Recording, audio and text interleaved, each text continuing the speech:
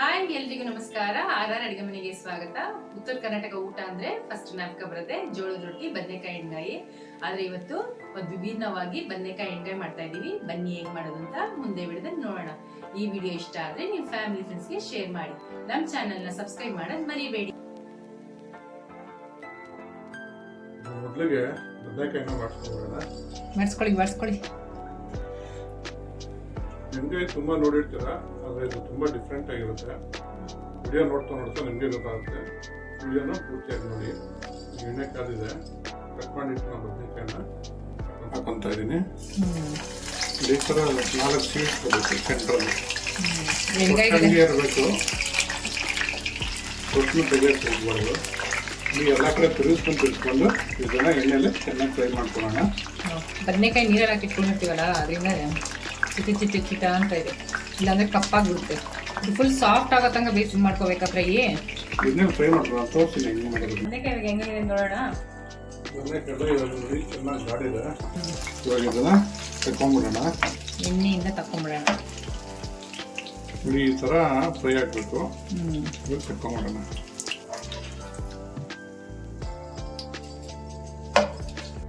Next ಒಗ್ಗರಣೆ ಮಾಡ್ಕೊಂಡ್ಬಿಡೋಣ. ಅದಕ್ಕೆ ಅದೇ ಪಾತ್ರೆಗೆ ಅದೇ ಎಣ್ಣೆಗೆ ಒಂದು 1/2 ಟೇಬಲ್ ಸ್ಪೂನು ಸಾಸಿವೆ ಹಾಕೊಂತ ಇದ್ದೀನಿ. 1/4 ಟೇಬಲ್ ಸ್ಪೂನ್ ಮೆಂತ್ಯ ಹಾಕೊಂತ ಇದ್ದೀನಿ.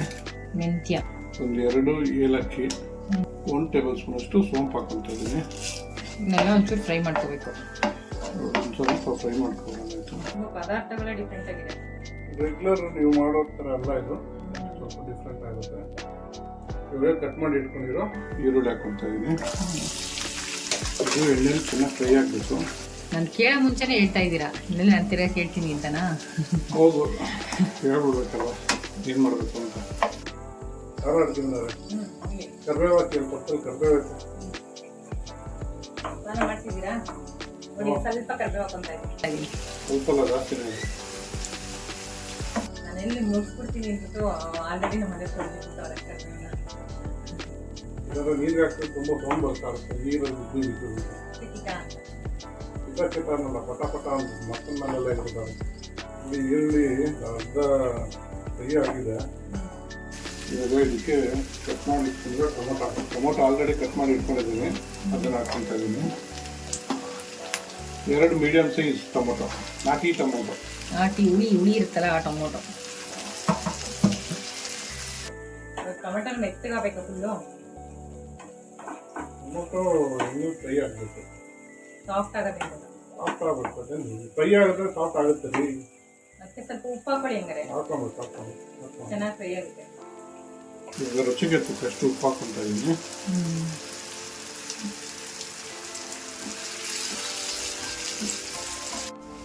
ಹುಳಿ ಟೊಮೊಟೊ ಸ್ವಲ್ಪ ಫ್ರೈ ಆಗ್ತದಂಗೆ 1 ಟೇಬಲ್ ಸ್ಪೂನ್ ಅಷ್ಟು ರೆಡ್ ಚಿಲ್ಲಿ ಪೌಡರ್ ಹಾಕೊತ ಇದ್ದೀನಿ.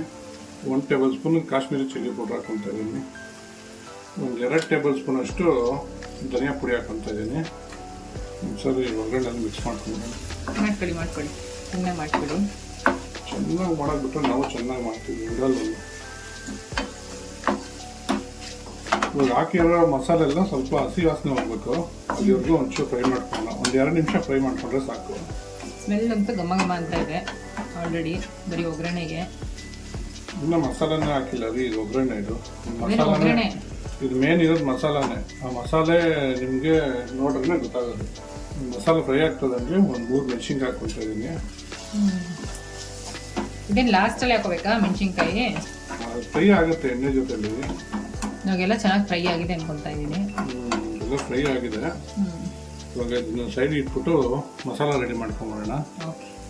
ನೋಡಿ, ಇವಾಗ ಇದಕ್ಕೆ ಮೇನು ಮಸಾಲೆನೇ. ಆ ಮಸಾಲ ರೆಡಿ ಮಾಡ್ಕೊಂಬರೋಣ. 1 ಟೇಬಲ್ ಸ್ಪೂನ್ ಎಣ್ಣೆ ಹಾಕೊತ ಇದ್ದೀನಿ. ಇವಾಗ ಎಣ್ಣೆ ಬಿಸಿ ಆಗ್ತದಂಗೆ 1 ಟೇಬಲ್ ಸ್ಪೂನ್ ಅಷ್ಟು ಸೋಂಪು ಹಾಕೊತ ಇದ್ದೀನಿ. ಇವಾಗ ಇದಕ್ಕೆ 1 ಟೇಬಲ್ ಸ್ಪೂನ್ ಅಷ್ಟು ಜೀರಿಗೆ ಹಾಕೊತ ಇದ್ದೀನಿ. ಎಣ್ಣೆಲಿ ಇದನ್ನೆಲ್ಲ ಫ್ರೈ ಮಾಡ್ಕೊಳ್ಳೋಣ. ಒಂದು ಸ್ವಲ್ಪ ಅರಿಶಿನ ಹಾಕೊತ ಇದ್ದೀನಿ. ಜೀರಿಗೆ ಎಲ್ಲ ಫ್ರೈ ಆಗ್ತದಂಗೆ ಒಂದು 2-3 ಟೇಬಲ್ ಸ್ಪೂನು ಹುರ್ಗಡ್ಲೆ ಹಾಕೊಂಡಿದ್ದೀನಿ. ಒಂದು ಸ್ವಲ್ಪ ಗೋಡಂಬಿ ಹಾಕೊತ ಇದ್ದೀನಿ. ಇನ್ನೊಂದು ಸ್ವಲ್ಪ ಎಣ್ಣೆಲೆ ಮಾಡ್ಕೊಂಬಿಡೋಣ.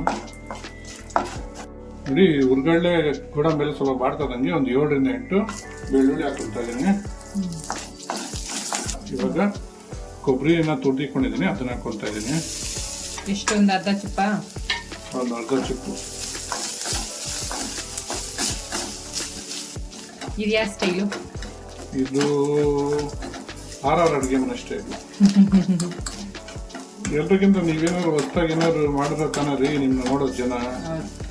ಎಲ್ಲರೂ ಮಾಡೋದು ನೀವೇ ಮಾಡಿದ್ರೆ, ಎಲ್ಲರೂ ಮಾಡೋದು ಇವರು ಮಾಡ್ತಾರೆ ಅಂತ ಯಾರು ಮಾಡ್ತಾರೆ? ನಮ್ದು ಏನಾದ್ರು ಹೊಸ ಕ್ರಿಯೇಟಿವಿಟಿ ಇರಬೇಕು. ನೋಡಿ, ಇಷ್ಟು ಫ್ರೈ ಆಗಿರೋ ಸಾಕು. Stove off ಮಾಡ್ಕೊಂಬೋಣ. RR ಅಡುಗೆ ಮನೆಯವ್ರೆ, ಇದನ್ನ ನುಣ್ಣಗೆ ರುಬ್ಕೊಂಬನ್ನಿ. ತಣ್ಣಗಾದ್ಮೇಲೆ ನೋಡಿ, ಉಟ್ಕೊಂಡಿರೋದೆಲ್ಲ ಇವಾಗ ತಣ್ಣಗಾಗಿದೆ. 1 ಟೇಬಲ್ ಸ್ಪೂನ್ ಇದಕ್ಕೆ ಗಸಗಸೆ ಹಾಕ್ಕೊಂತ ಇದ್ದೀನಿ. ಗಸಗಸೆ ಒಗ್ಗರಣೆಗೆ ಏನಾದ್ರು ಹಾಕಿದ್ರೆ ಏನಾಗುತ್ತೆ, ನಿಮಗೆ ಒಂಥರ ಅಂಟಂಟ್ ಬಂದ್ಬಿಡುತ್ತೆ. ಸ್ವೀಟ್ ಮಾಡಕ್ ಬೇಕಾದ್ರೆ ಅದಕ್ಕೆ ಹಾಕೊಬೋದು, ಬಾಡಿಸ್ಕೊಬೋದು. ಇದಕ್ಕೆ ಬಾಡಿಸ್ಕೊಂಡ್ರೆ ಒಂಥರ ಅಂಟು ಬಂದ್ಬಿಡುತ್ತೆ. ಅದಕ್ಕೆ ಇದೆಲ್ಲ ತಣ್ಣಗಾದ್ಮೇಲೆ ಇದು ಗಸಗಸೆ ಹಾಕೊಂಡಿದ್ದೀನಿ. RR ಅಡುಗೆ ಮನೆಯವ್ರೆ, ಇದನ್ನ ನೈಸಾಗಿ ರುಬ್ಕೊಡ್ತೀವಿ ಒಂಚೂರು.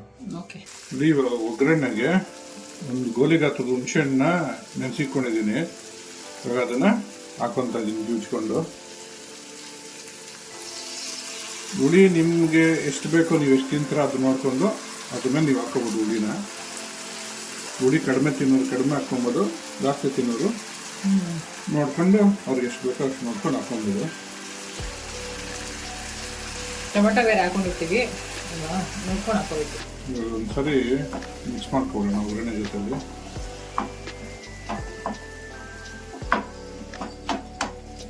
ದೋಸೆ, ಅಕ್ಕಿ ರೊಟ್ಟಿ, ಚಪಾತಿ ಅದಕ್ಕೆಲ್ಲ ತುಂಬ ಚೆನ್ನಾಗಿರುತ್ತೆ, ಸಖತ್ತಾಗಿರುತ್ತೆ. ಇನ್ನು ಮಸಾಲೆ ಹಾಕಿದ್ಮೇಲೆ ನೋಡಿ ನಿಮ್ಗೆ ಅವಾಗ ಗೊತ್ತಾಗುತ್ತೆ.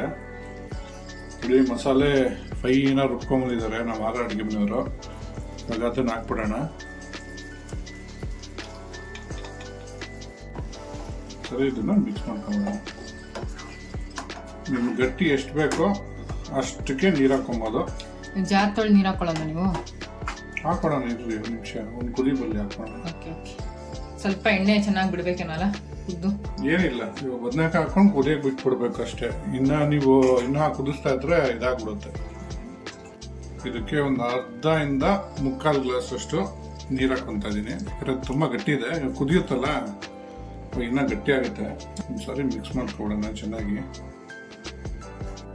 ಇದು ನೋಡ್ತಾರೆ ನಿಮ್ಗೆ ಗೊತ್ತಾಗ್ಬೇಕು. ಚಪಾತಿಗೆ, ಪೂರಿಗೆ, ಜೋಳದ ರೊಟ್ಟಿಗೆ, ಅಕ್ಕಿ ರೊಟ್ಟಿಗೆ, ರಾಗಿ ರೊಟ್ಟಿಗೆ, ಯಾವ್ದಕ್ಕೆ ಬೇಕಾದ್ರೂ ತಿನ್ನಿ, ಸೂಪರ್ ಆಗಿರುತ್ತೆ.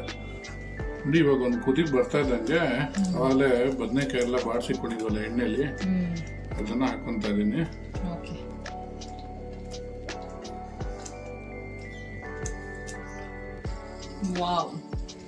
ನೋಡಿ, ಇವಾಗ ಇದನ್ನ ಮುಚ್ಚಿಕೊಂಡು ಒಂದು 5ರಿಂದ 6 ನಿಮಿಷ ಇದನ್ನ ಲೋ ಫ್ಲೇಮಲ್ಲೇ ಕುದಿಯಕ್ಕೆ ಬಿಟ್ಬಿಡೋಣ. ಚೆನ್ನಾಗಿ ಮಸಾಲೆ ಬದನೆಕಾಯಿ ಎಲ್ಲ ಹೊಂದ್ಕೊಳ್ಳಂಗೆ.